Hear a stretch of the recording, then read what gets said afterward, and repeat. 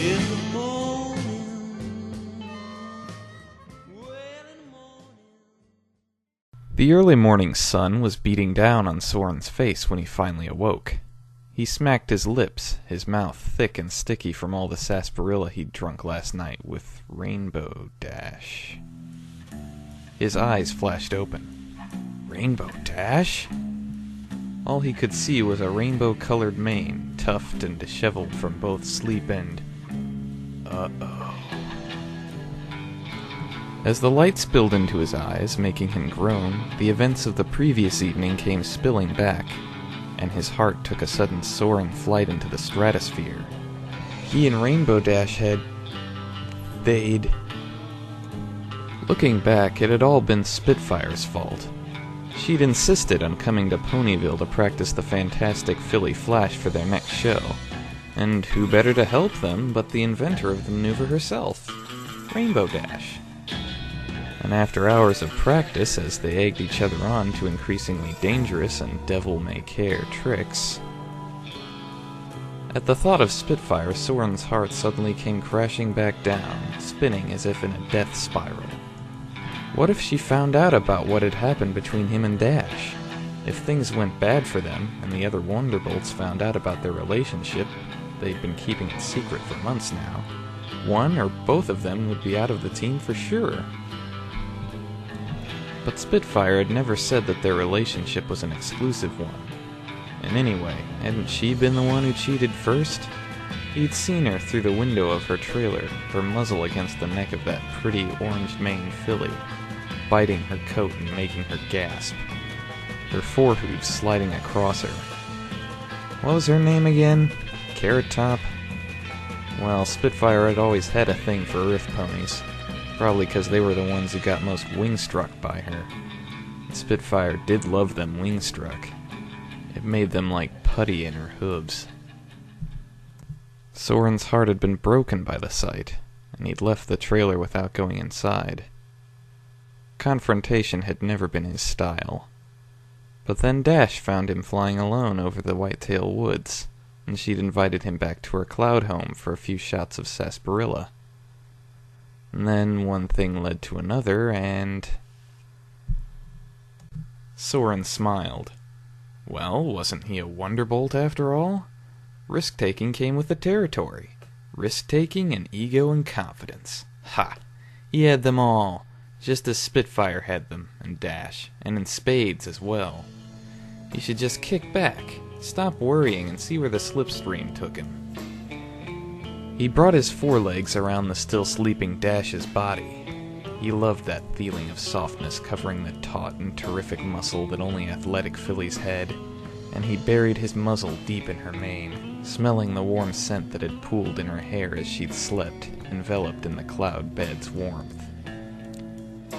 Dash murmured but didn't wake up, so Soren started to kiss the back of her neck through her mane, and his forehooves slipped down from her chest, down across her belly and her breasts, along the sides of her hind legs, and she suddenly turned over and considered him with her deep rose eyes. "Hey," she said, yawning hugely. "How'd you sleep?" he asked, leaving his hooves resting on her hips. "Like I spent last night doing multiple sonic rainbooms," she smiled. "Never heard them called that," said Soren with a chuckle. He leaned forward and kissed her hard on the lips, but she shied away. "What's wrong?" he asked. "I've got to brush my teeth," she replied. "My breath stinks." "Aw, forget that stuff." He slipped on top of her and started kissing her on the neck and behind the ear, making her giggle. "Hey, stop it!" Dash pushed his muzzle away. "Hey, haven't you got training with the bolts this morning?" "Let him wait," said Soren, suddenly hot. With Dash's bed-warm body beneath him and her half-asleep eyes, hooded with heavy lashes, looking so uncharacteristically innocent, he was getting wound up. "They don't care if I'm a bit late." "Oh, yeah?" Dash looked up at him sideways, a half-smile on her face. "You sure about that, Soren? That doesn't sound like Spitfire to me." Soren frowned. "Now you're teasing me, Dash." He gently put his weight down on her legs with his own, pinning her down. and he went back and kissed her for a second time, but this time he didn't let her pull away, and after a short struggle she was kissing him back, her tongue hot and salty from the sleep and sweet from the sarsaparilla they'd shared last night. Breathless, Dash was the one who broke the kiss at last. "Wow, feels like you've still got some race left in you." "I've always got race left in me," Soren said hugely. "Oh, and pie."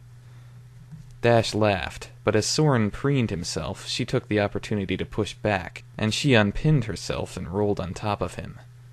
"Now that's what I wanted to hear," she said, her mane hanging around her face like a totally disheveled rainbow halo.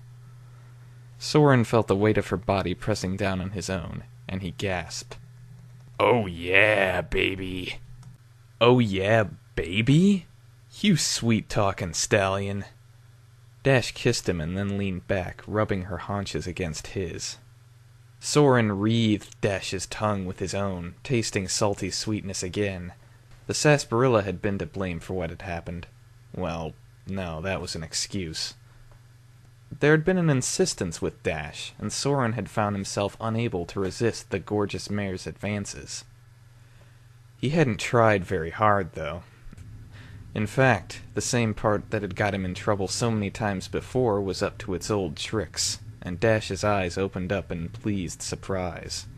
"One kiss and that's how you react?" She giggled. "You big softy." "It was one hell of a kiss," laughed Soren, grabbing her around the waist and beginning to move her so that he could put himself inside. "Hey, wait a second, let me do it." Dash reached down between them, and with a gentle hoof she guided Soren into her with a gasp. Enveloped in heat and wetness, Soren's eyes went wide and his mouth opened. "Dashy, Dash chuckled. "You know, Soren, used to be only Pinky would call me Dashy." She lifted herself up and slid back down onto him, leisurely at first. Soren gasped. You don't like Dashy?" "I like hearing it from you," she breathed with sudden heat. She closed her eyes and lifted her head skyward as she began to roll her haunches against Soren's in earnest. Dash squeezed her eyes shut, her mouth slipped open and she began to pant softly. After a while she began to slow down. Making love in the morning was always just like this for her. The spirit was totally willing, but the flesh, well, after a bottle of sarsaparilla, it had its weak moments. Usually she'd prefer to sleep, but with Soren here, "You look tired, Dashy," he said suddenly. "Here, let me take over."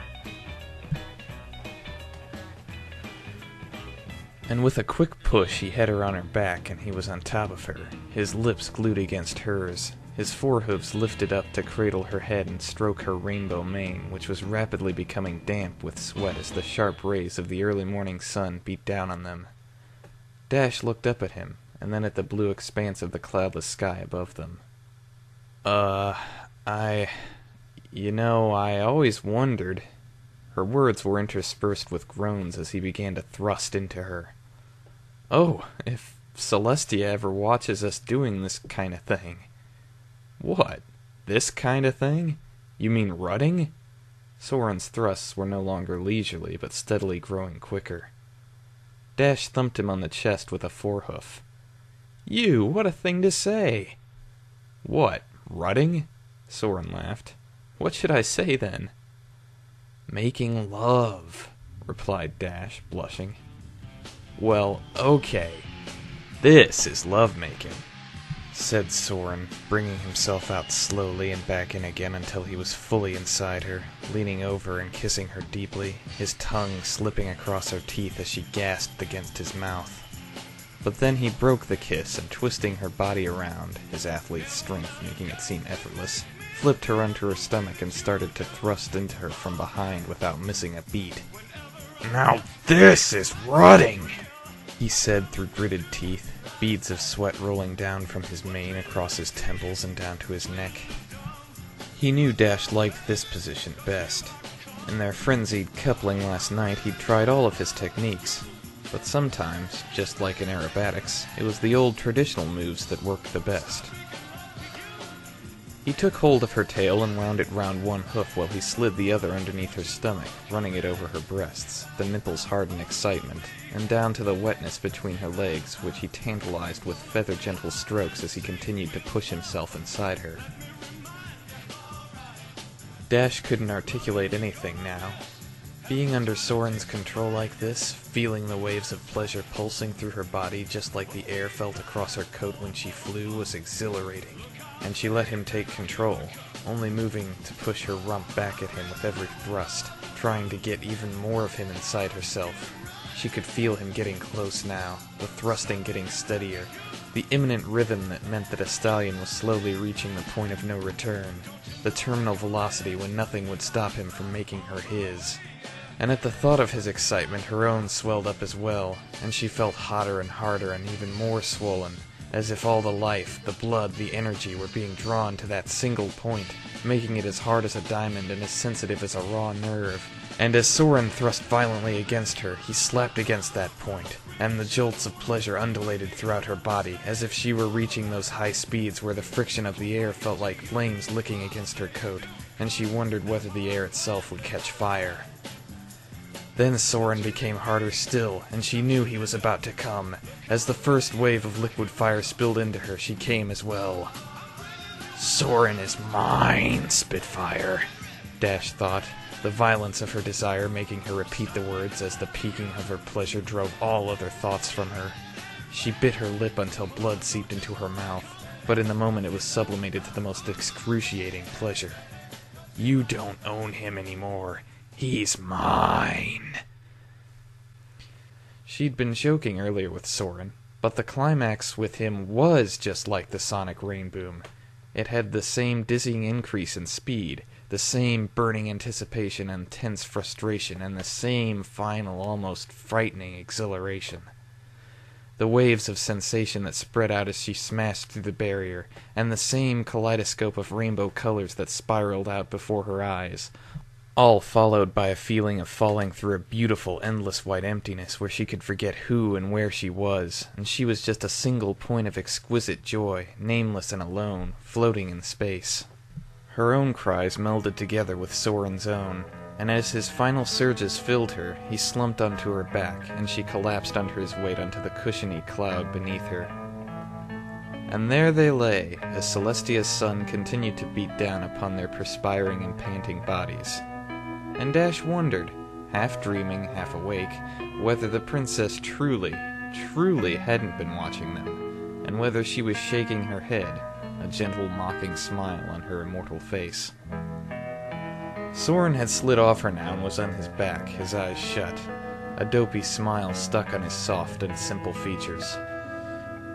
He was already snoring hugely, and as Dash snuggled up to him, the wetness of her coat mingling against his, she nuzzled her muzzle into his neck, a single tear trickling down from a deep rose-colored eye. "Do you know I love you, you big sap?" she whispered. And then she turned over onto her own back and fell back asleep as well. The end.